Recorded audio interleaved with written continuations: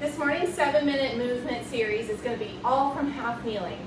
Make sure you have a non-compressive surface, aka a pillow, a towel, a cushion of some sort, that you're going to be kneeling on throughout these exercises.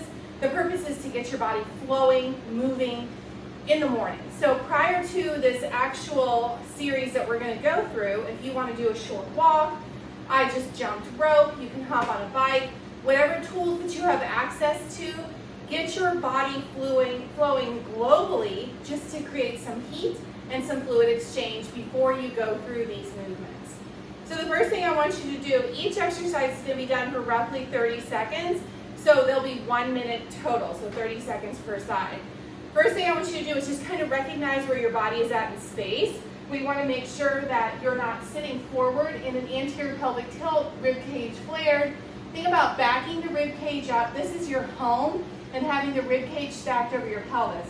We're not hyper-contracting the core or squeezing the glutes in this position unless I cue it. You just want to think about this nice stacking position of the rib cage. Also, knees are going to fall right under the hips. So first exercise, we're going to go in half kneeling here, and we're going to reach one arm up and then come back. So we're going to oscillate between going forward and then coming back. Now on this, you're thinking about dragging the back knee into your pillow or cushion, and we're just thinking about scraping the fingertips along the ceiling. Now, like all other exercises, you're generating some internal tension. So as we go forward, we're going to do a little slight squeeze of the glute, contract, press the back foot into the ground, and then come back. You can add to this by also driving the front foot into the ground. The oscillating position is really helpful to the nervous system, helps to calm it down. If you're feeling kind of restricted in this motion, we're going to that first point of resistance and not beyond. If you're planning a lift like I am after this, or a run, something dynamic, you definitely don't want to be doing any kind of static stretching. Let's switch sides, same thing. Keep your pelvis stacked, and then come back. I'm going to turn to the side for this one so you can see that I'm coming forward, and then I'm coming back. Driving the back foot into the ground and knee, scraping my fingertips along the ceiling, pressing the front foot into the ground, and then return right back to center. You could add a breath pattern onto this. We could add many different arm positions, but here we're going to keep it really basic, and then come back out. The other tendency on this one is that we really deviate off center and end up in this position. Try to keep your body very centered. It's always a fault of mine. Scrape your fingertips and then come back out. Think about reaching to the ceiling, getting that rib cage off the pelvis. Usually we have one side that feels a little different than another. Good, come back in. One more. Great, now we're going to turn it into a dynamic movement. So we're going to step forward into a lunge and then come back. Step forward and then come back. Once you have that one down, I want you to take your hands, reach forward and then pull up. Reach forward, shift your whole rib cage forward, and then pull up. Reach. There shouldn't be any pain or discomfort in the knees when you do this. If there is, you can change this whole series to standing. Reach, and then come up. So driving that front foot into the ground and then push off. Back foot stays connected, create a little bit of a pull through the hip. So it's like we're pulling back, creating a pump, and then pull back in. Reach out, and I've already changed my hands. They were going up, now I'm pulling it back into center. So you can create whatever movement combo you'd like. Now we're going to go back to that static hold, go out to the side. This one we're going to tip the pelvis, and then come back in. So we're only doing 30 seconds on this one. Tip the pelvis, come back in. Drive the foot into the ground, tip, and then pull in. Good.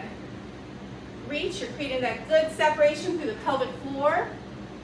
Think about reaching with the hip, and then pull it back through the center. Let's switch sides. Walk to the side, reach with the hip, pull it back into the middle. That side foot that's out there, kind of create a little bit of a drag on the ground. So you're pulling it in towards you, Activating the glutes slightly as you go into the stretch. Reach, and then pull back. You can notice my toes are pointed out to the side slightly, so they're not angling straight forward. Good. Now you know what we're going to do. We're going to take a dynamic. So we're going to step to the side, and then come back. Once you've mastered that movement, going straight out to the side, we're going to add the arms in. So we're stepping to the side. Now we're going to add that arm. So still tipping with the pelvis, but we're adding a little lateral flexion because our body works as teams, right? We're never moving just one segment at a time. So we have to have the coordination for the things, all the different body movements to work together. Think about, again, reaching up rather than over. How high can you get your fingertips? How much internal tension can you create to pull yourself out of that position, because we never want to be hanging on our joints? Really good. Reach up and then come back. Really good. One more. Good job. Now turn to the back, and you're going to angle your toes back. If you think about being in the center of a clock. Good. And we went right into this one because we did that side lateral movement. We're doing the alternating back rotational lunge because we're about to end this series, and I want to end it in a little different fashion. So now we're going to add in our reach. There's a little bit of rotation coming across on this one. Good. So you're angling again back towards that 4 and 8 o'clock on the clock, with 12 being your forward orientation. Keeping the rib cage stacked over the pelvis on this. As you rotate around through center, looks really good. Should be feeling warm. Hips should be feeling great. One more here. Good. Now stay here, and I want you to reach up and over, and then come back. So up and over, and then pull back through your core.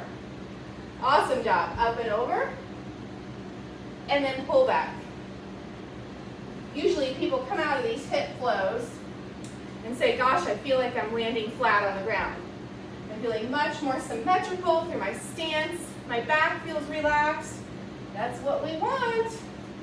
All right, switch sides. So up and over, pull back through center.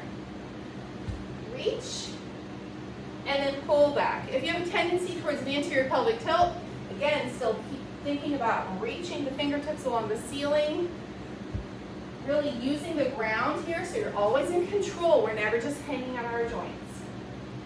Reach, and then pull back through center. One more. Excellent job. I hope you enjoyed this kneeling circuit, and now you're ready to go participate in whatever activity you have on tap this morning, or whatever time of day it is.